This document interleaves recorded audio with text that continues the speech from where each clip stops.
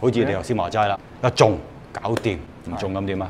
咁所以之後嘅嘢係咩咧？中啊大件事啦，係咪先？打出人啦，即係。冇錯，因為重傷或者甚至致命啦。我想撳你落去。上半身。咁你感覺到我有冇力啊？冇力啊。正所謂含於肩頸啊。咁如果我識運用嘅時候，所以兩個字鬆沉。係啊，你變咗你鬆沉啊？係啊。係咪形成咩咧？運游成江咯。有好多時候，有好多人就會誤會一樣嘢啦。咁我練到呢個勁，話好勁啊！人哋一埋嚟我就掂一掂我就彈係。當你應用嘅時候咧，就係話點樣能夠令到對方入局。唔好幻想不斷咁樣打到拳啊，練到咁上下啦，咁又可以將個人彈起，係兩回事嚟嘅。因為對方唔係企喺度俾你彈嘅，係我哋要牽動四兩撥千斤，就係對方嘅重心，同埋用力嘅反應，同埋令到佢失重心咁飛出去啫。但唔係代表飛出去已經可以將對方制服。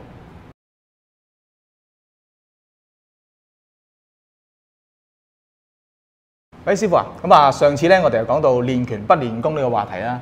咁啊，因為呢個話題講嘅時候咧，我哋又冇講到一啲咧叫內在要求啊，例如咩虛靈頂勁啊呢啲基本嘅嘢。嗱，內在嘅要求啊，入邊要求上嘅細節咧，我哋唔詳述啦。因為其實好多人都好熟嘅，玩太極拳啊。或者玩內家拳啊咁樣，譬如頭先你都講啦，虛靈頂勁啊，鬆腰落胯、鬆腰落胯、沉肩墜爪啊呢啲基本嘢，係呢啲基本嘢啦，或者太極拳十要啊咁樣嗰啲嘢。好啦，咁即係而我哋上次針對咗咧，就係個法。正所謂懂勁之法上乘，懂勁不知法咧就中乘，不懂勁不知法就下乘。咁所以我哋上次咧就針對咗喺個法度講，冇錯。我哋會睇到法嘅重要性，以勁為上，以法為貴。邊樣貴咧？法係最寶貴嘅法。咁勁重唔重要？勁好重要。咁不如我哋今日講下啲勁路啦，好嘛？好啊，師傅。因為內勁咧，有時講到即係勁有分外勁、內勁啦，啲人中意咁分啦。尤其是講到內勁呢樣嘢咧，就好神秘嘅。啲人成日覺得哇，內勁係咪真係可以放射出嚟啊？定係點樣可以貼住人哋咧，將人哋打到咧重傷或者飛起啊？再好多好多想像啊！咁你知唔知道勁同力嘅分別咧？勁咧就應該嗰啲咩沉墜啊，要放鬆啊，要即係我哋好多法門嘅，咩沉肩墜爪啊，係咪嗰啲咧先慢慢先用到啲勁力嘅？冇錯咁力咧就可能練咧，即係啲體能訓練咧都練到出嚟嘅，係咪咁可以咁樣分咧？大致上你都講嗰啲重點啦，咁就頭先你講咗我哋嘅沉肩墜爪啊，我哋打太極拳好多朋友都知道虛靈頂勁啊，或者你打八極拳嘅，咁你要沉墜勁啊、十字勁啊、前絲勁啊，咁呢啲又同陳家太極講嘅前絲勁，大家都要追求個前絲喎咁樣。好啦，首先我哋咧就要知道乜嘢叫做沉墜先。嗱，我哋傳統上邊咧就係講集力於丹田，五心相應。何謂集力於丹田、五心相應咧？就係話我哋嘅丹田就為一個核心，即係而家好多時我哋運動咧都講個核心肌肉嘅訓練啦。咁其實原來自古以嚟咧都講一樣嘢，丹田就係我哋嘅核心。咁由丹田集力將嗰個內勁調達於四肢，或者我哋頭先所講嘅五心相應。何謂五心相應？五心者就係我哋兩隻手、兩隻腳，同埋我哋呢個中心啦，即係我哋條脊骨，由呢個叫丹田而發出嚟嘅。咁所以我哋先要掌握到咩叫沉墜。有咗沉墜，就係又能夠將道氣下沉，力從地起，即係要氣沉丹田，然後將呢個勁力集合咗向外發。一般人力就係佢哋會好多時候最大嘅問題咧，就係陷於肩頸。何謂陷於肩頸咧？就係會鎖緊咗喺個肩頸。因為好多人咧，咁當我哋要用力嘅時候咧，我哋鎖緊咗喺啲關節嗰度出唔到嚟。尤其是係個肩膊一緊張嘅時候，或者遇到啲壓力啊、對抗嘅問題嘅時候咧，緊張會點啊？係咪壓起晒個槓？壓起晒個槓啦！緊張膊頭好多時候我哋會見到咧，膊頭肩頸啊，我哋因為工作壓力啊、輸啊，好多時候你見到你望到個膊頭好緊嘅，因為我哋就算我哋想將個情緒放鬆，但係咪實質上我哋可以放鬆到個人咧？如果學過太極或者練過內功嘅朋友就會明白呢樣嘢。咁我哋呢度就暫時就講到呢度先啦。咁我哋講翻具體咁樣去做一啲示範啦，好唔好啊？好。啊嗱，咁何謂力陷於肩頸咧？嗱，一般人反應即係你冇學過功夫嘅，冇練過嘢。當你遇到要反抗嘅時候，咁個人會點樣啊？緊張咯，會緊張啦。係啊，收緊。我打你，咁點啊？你有反應，你會打翻我啦，係咪？但係如果你完全冇學過嘅時候，即係當然啦，係根據你本身個人嘅意識反應啦。每個人都會唔同。如果一個人未學過嘅，你係咪會用力去抵抗？係啊，同佢鬥力啦。啊，好啦，咁你用力去抵抗嘅時候，啲力點啊？咪鎖緊咗喺嗰個肩頸膊頭啊！咁所以喺呢個情況下，你個人同埋你會感覺一樣嘢嘅。你個人因為要作戰狀態啊嘛，係咪？咁所以你個人咪外邊繃緊咯，係咪？裏邊當然都會有調節啦，係咪？當你個情緒牽引到你個動作嘅時候啦，就好容易我人一打出去，你個力會點啊？咪浮於上邊。好啦，但係如果你學功夫咧，就首先要放鬆。放鬆嘅效果咧就係點啊？喂，你打埋嚟嗱，我而家做兩個效果。一個效果咧就係我鎖緊個膊頭，因為一般人就會鎖緊個膊頭。你有練過嘢，所以你睇下一打埋嚟咧，我即刻鎖緊個膊頭咧，我真係成個人係啦，哇！呢個內勁，哇！你個內勁好犀利㗎。咁你又試下稱下我而家隻手，隻手點啊？隻手好似好沉好實咯。我發光勁，我即係有膨勢咁。係啦，我呢個膨勢我打出嚟，太極都有光勁嘅喎。但我一稱落去，發覺咦？你降啲，或者我借你啲力咧，係嘛？咁樣咧，咁我呢個就係柔，即係用柔去化啦。但係個情況就係話，嗱，首先我哋要沉到個膊，你會沉到個膊咧，你會見到我出手嘅力係會唔同咗嘅。咁呢個相對嚟講，我都係屬於一個剛手入嘅方式。或者我依家頭先我一掤一打出嚟，一個拱力啦。咁如果我打個直力咧，你又睇翻咯。如果我嘅膊頭係收緊咗，正所謂陷於肩頸鎖緊僵硬嘅時候，我手入唔到嚟。但係如果我個膊頭係放鬆咧，我而家話到明，我隻手要伸入嚟，我就要攞你條頸，你就好難推擋啊。因為咧，我個勢就形成咗個勁力放鬆沉，就通背脊。打出嚟，正所謂五張弓，入邊手呢張弓，但係手呢張弓點配合呢？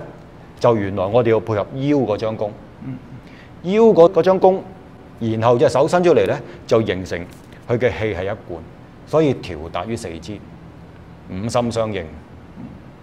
咁樣，我一隻手出嘅時候，唔係淨係隻手出緊，其實你就算喺我企喺度嘅，原來我哋要配合脊骨。嗱，點解我哋打功夫好多時候咧？你見到啲功夫，即係譬如咁啊、撐啊、空啊，或者衝拳啊，點解會企喺度打啊？係嘛？就係呢個就要修正咗你個人立正嘅姿勢個動作先。咁然後咧就係點樣去發勁，點樣去走手，同個技法、個軌跡、攻防嘅意識係點樣配合？即係話我哋譬如好簡單，我哋練洪拳咪會咁樣嘅。其實呢個都練緊通背喎，係咪啊？咁你都係五心相應喎，頭頂向上啦，兩隻手啊，係咪？而家集中嘅意念就係點樣將嗰個背脊可以將個氣勁運於兩手啦，兩隻手嘅手尖末端末梢嘅位置咧，頭頂腳啦，撐開成一個十字啦，咁樣都係十字勁嚟㗎喎，係嘛？即係話我係咪一定要落晒馬先發到好勁咧？唔係嘅，即係我而家係咪？咁我呢隻手配合一喐，係咪啊？咁呢個就係一個最基礎一個運內勁嘅方式。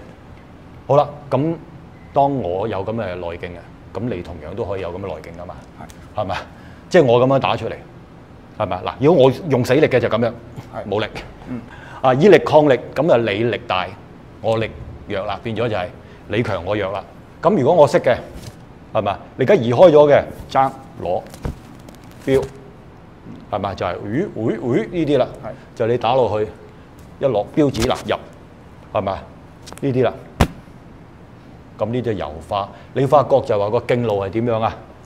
不斷遊走嘅，即係唔係定喺度，唔係死力嚟嘅，即係徑都可能會有死徑嘅啫。如果你唔識變化咧，就真係都係用唔到嘅啫喎。冇錯啦，咁徑咧就係通常我哋話嗱徑咧就係有變化嘅、轉換嘅、多角度嘅，即係話我而家隻手出手係一個直嘅徑，我徑路係直嘅，出手咁我遇到有阻塞嘅時候就轉。你睇到我出手都係向住你嘅，我手我唔係打完之後縮手嘅，係啦，我打完之後縮手，其實我俾你打嘅。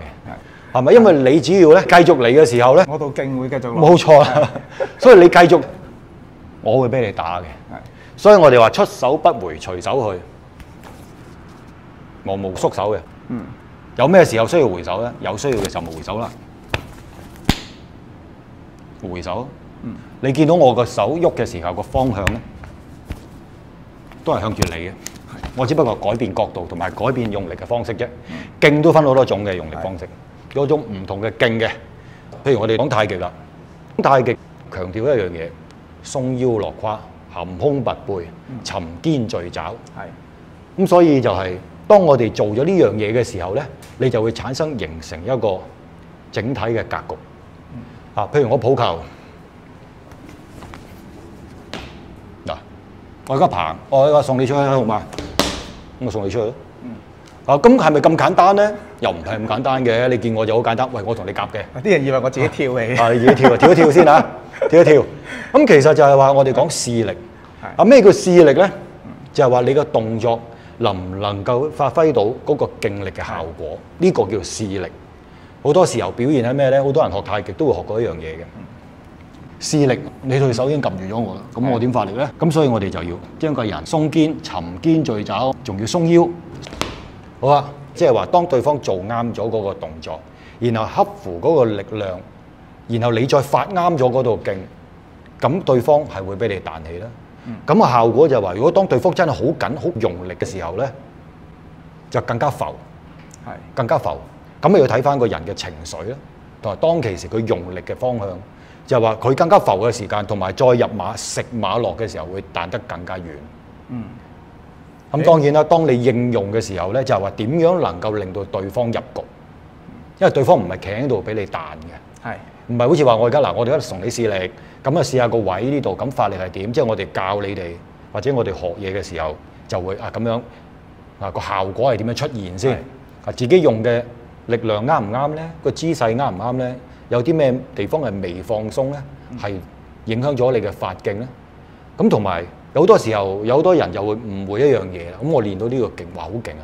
人哋一埋嚟我就掂一掂我就彈係內勁啊！其實內勁咧嗰種發揮出嚟嘅勁力嘅效果咧，就唔係淨係你自己啊。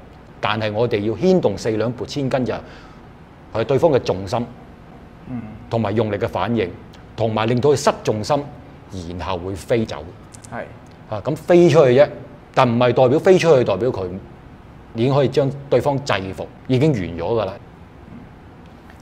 所以試力嘅時候咧，其實咧我個重心咧擺咗上身嘅，因為我上身撳住你咧，冇錯，變咗我上重下輕，冇錯。所以你又即係師傅就可以將我咧即係用勁啊彈開。係啦，冇錯啦。咁同埋對方可以跳走㗎嘛。冇錯。你唔好諗住佢對方彈走咗。好多時候好多人玩太極咧，成日諗住我將你彈開，我將我勁我內勁將你彈走，係咪？如果對方有啲功夫練過下嘢嘅。咁其實你都唔係咁容易彈走佢就完咗㗎咯。對方刻意唔俾你試勁，係玩你嘅。其實你點彈都彈唔走嘅。冇錯啦。咁而家就話我哋要恰到好處要示範一個效果，要理解啫。但係當你放鬆咗嘅，譬如而家我想你將佢彈啦，咁好啦，你放鬆，彈唔彈到啊？彈唔到啊！我手鬆晒。你手鬆晒啦，鬆晒咪彈唔到咯。咁個人你唔俾佢鬆㗎，打緊嘅時候人哋唔會就你㗎嘛，係咪？咁呢個咪就係話我勁力嘅變化啦。我鬆嘅時候就咁，如果我咪入手咯。而家就講打啦，係咪啊？講打點入手啦。咁呢度就下次啦。好咁啊，我哋就言歸正傳啦嚇。講翻就係我哋頭先講嗰啲太極，其實就同本身個人體咧，或者個人嘅意識啊，係個形態咧，呢一個叫做係好唔同啊。因為同一般人嘅意念，我用力咪用力咯。係我發力，我最緊要隻手練到啲肌肉點樣抬抽舉嘅力咁咪得咯。咁但係就唔明白徑路啦。徑路就係其實徑路就係講緊一個力量嘅傳送嘅途徑，所以同經書路徑個字咧係好近似。咁呢個講嘅徑路咧，其實我徑路係會呢度行唔通，咪咁行咯。即係我而家個手，我都係要向前行啦。呢度行唔通，我行呢邊咯，行呢邊，行呢邊，行呢邊入。隨住你個勢變咯，好似水咁咯。你發覺我個徑路不斷咁變，係嘛？我個力不斷咁變嘅啫。咁咪隨住你個勢變咯，好似水咁咯。咁你話我用緊邊招咧？冇嘅喎，隨勢嘅啫喎。咁一個拳法就係教你去理解局勢、格局。咁而呢一種特性咧，就好得意嘅喎，同我哋傳統文化有個關係嘅。咁你會喂師傅，而家你講太極拳，好多時候都講技擊應用喎。咁太極拳乜唔係一啲強身健體老人運動咩？好多人都當係健身操咁用嘅。但係其實呢啲嘢咧，又同我哋養生有個關係嘅。內勁就同養生有乜關係咧？同我哋頭先嘅要求有乜關係咧？到底係有養生先啦，定係有拳法先咧？哇！呢個大課題嚟喎，師傅，可能另外開一個大課題去講啊。咁我哋呢度要講下咯喎，係嘛？係咪自上古以嚟三皇五帝、軒轅皇帝就已經有太極拳咧？其中我都聽過人講啊，哇！其實軒轅皇帝已經創咗太極，甚至創埋太極拳添嘛。咁一路咧就延續到而家嘅。我哋下次講呢個問題，好嘛？好啊，好，唔該師傅。